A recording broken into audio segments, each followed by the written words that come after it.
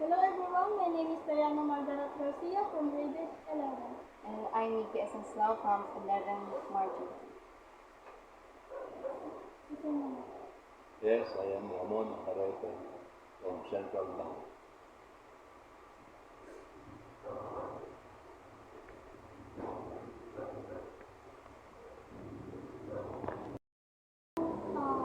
Dito na ilang mga katanungan para sa inyo kung paano nyo nilagpasan ang mga pagsubok na nangyari sa inyo bago makamit ang iyong pangarap.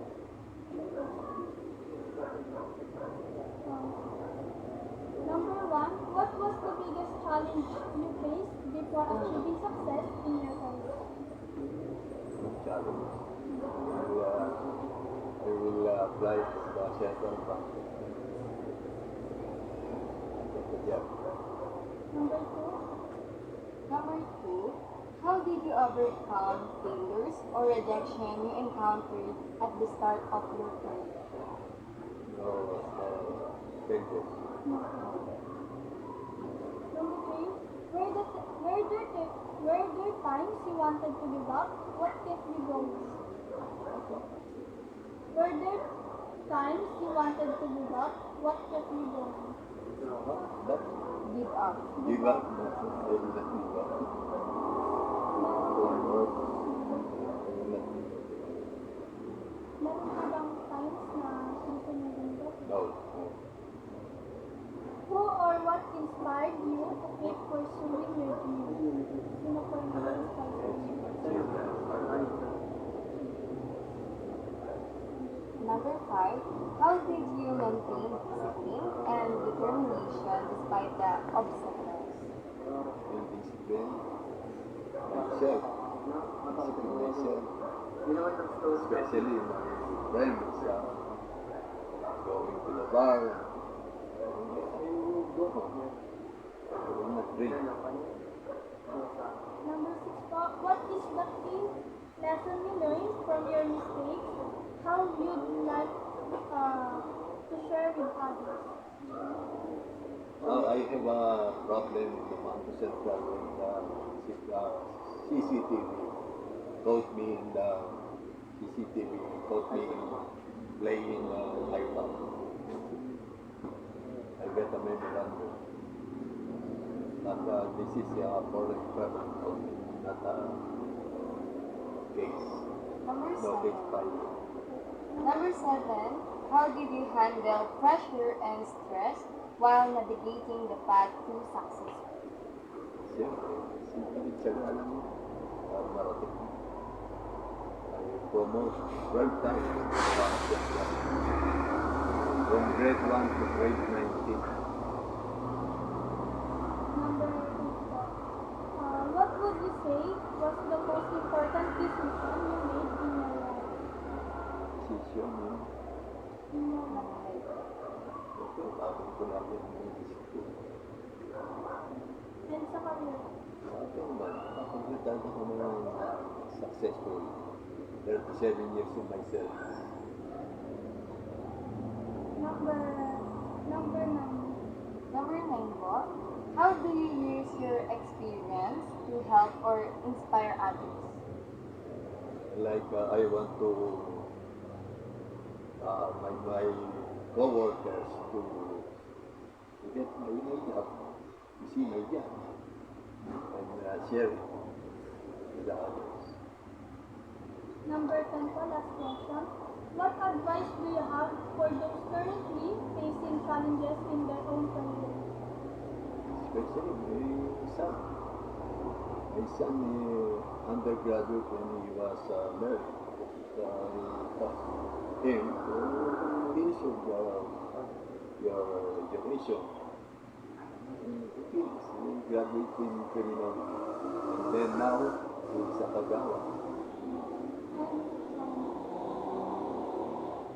Others po, what advice do you have for those currently facing challenges in their own careers in others?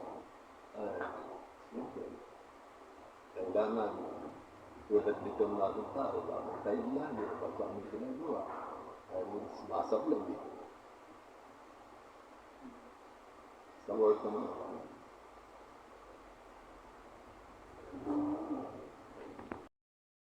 So this is the end of our interview.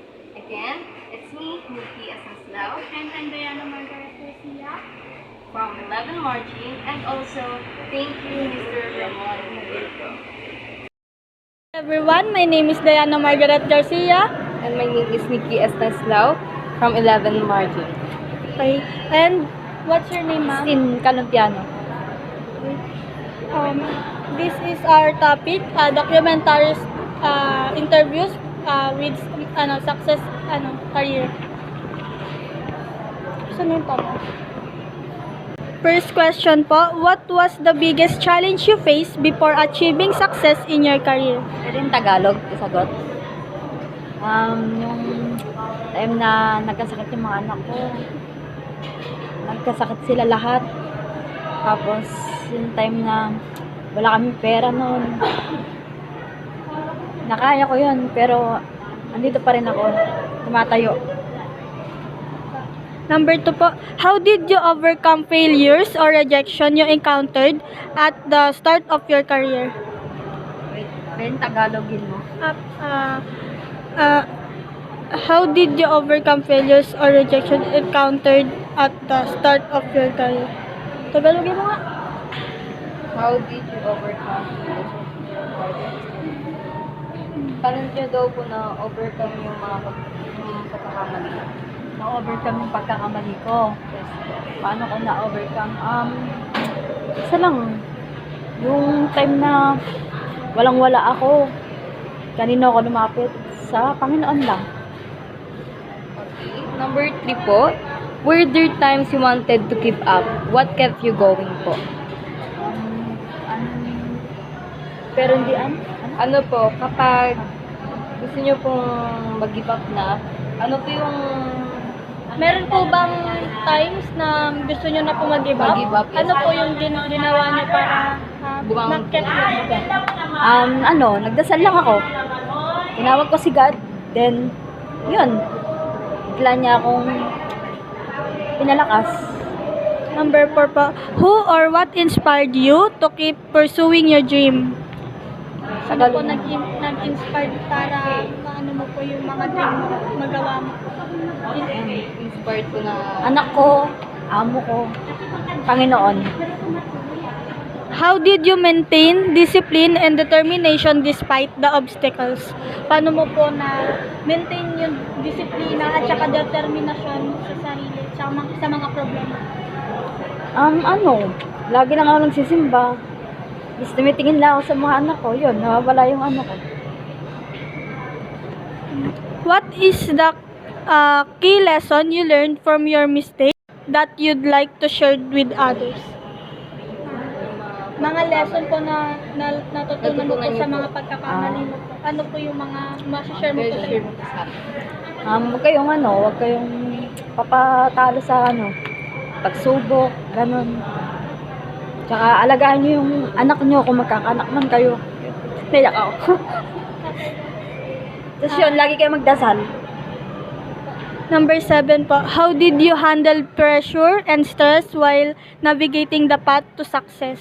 Paano nyo po na-handle yung pressure, yung stress, habang tinatahak nyo po yung papunta sa success? Pumasok ako din sa Centro Mall para ma-enjoy ako. Tapos yun, yung time na hindi ko na kaya, binangon ako ng amo ko para makalimutan ko yung problema ko. Yun lang. What would you say was the most important decision you made in your life, in your career? Ano po masasabi mong pinaka-importanting decision na nagawa mo po sa career mo? Yung nagtrabaho na ako ng trabaho. Sumikap ako para sa anak ko. Number 9 po, how do you use your experience to help or inspire others? Paano mo po magagamit Para ma-inspire. ma-inspire po. yung experience po, paano mo po magagamit na-inspire yung iba? Yes po. Para ma-inspire ko yung iba. Isa lang. Tingnan lang nila yung anak nila. Tingnan lang nila. Pag nahihirapan sila, bangon lang ulit. Yun. Number 10 po, what advice do you have for those currently facing challenges in their own careers? Ano po mabibigay mong advice sa iba na hinaharap pa yung mga challenges sa mga sarili nilang careers? Ano, tatagal lang yung loob nila, huwag silang susuko. Then, magdasal sila araw-araw. Tapos, pumasok lang sila sa mga masayang bagay, lugar, para makalimutan nila yung mga problema nila. I-end mo na yun. So, this is the end of our interview.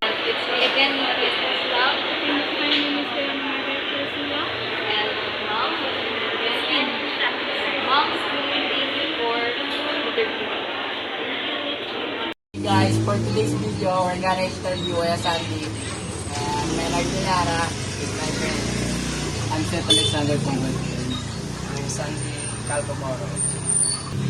So now, Sandy, we will ask you a question about your career experience. The first question is, what was the biggest challenge you faced before achieving success in your career? Pero pagtitiis, pagkakaga, disiplina sa sarili para matupad yung pangarap sa buhay bigay sarili mo. Next question is, how did you overcome failures or rejections you encountered at that start of your career? Ano daw po yung na-experience na bago po mag-start na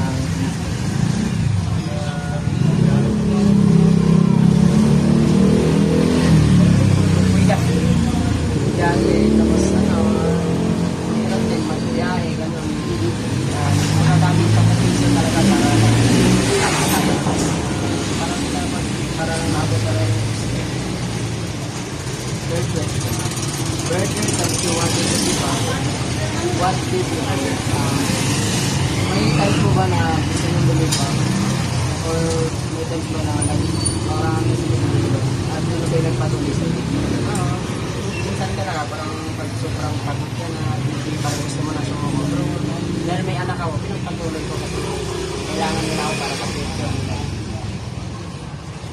Next question. Who or what inspired you to take pursue your dream? Mga anak ko, saka magulang ko.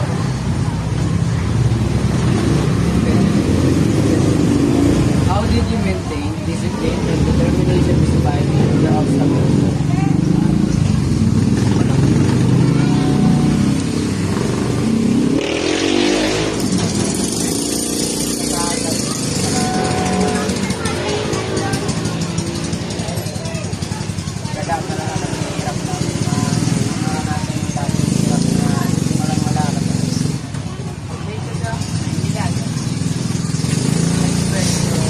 What is a key lesson you learned from your mistakes that you like to share with us? Siguro dati, mas kumbaga hindi ko pinagpatuloy yung pag-aaral. Nagsisipin naman ako, pero na-realize ko sa huli na hindi siguro ako para to. Kaya naisip ko mag-divorce kasi hindi naman lahat ng nakapagtapos successful. Meron naman iba na nag-divorce. Kumbaga sa buhay, kanya-kanya tayong hininga kung saan tayo mag-success. Next question. How did you handle pressure and stress when navigating the path to success?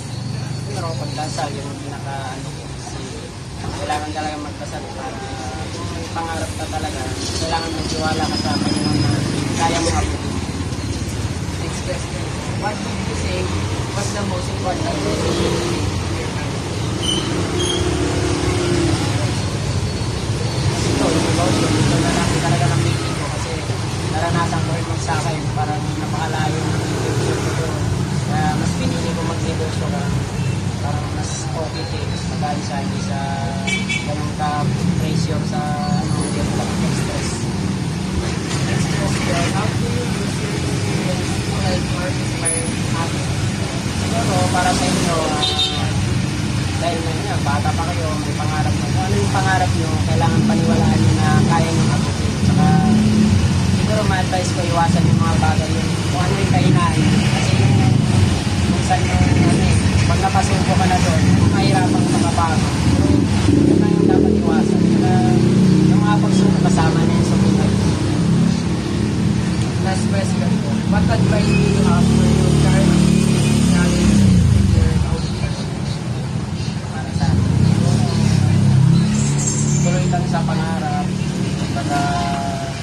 kahit nahihirapan ka, huwag ka lang sumuko kasi pag nahihirapan ka sa uli, ano mo rin naman, pag nakamit mo doon, mo ma-realize na kaya mo pala kahit nahihirapan. So guys, we will just ask a question to Kuya Sandy. This is the end of our interview. Again, my name is Ed Alexander Mongol with my friend. I'm Leonard Pilara and Sandy Calvo. Thank you po.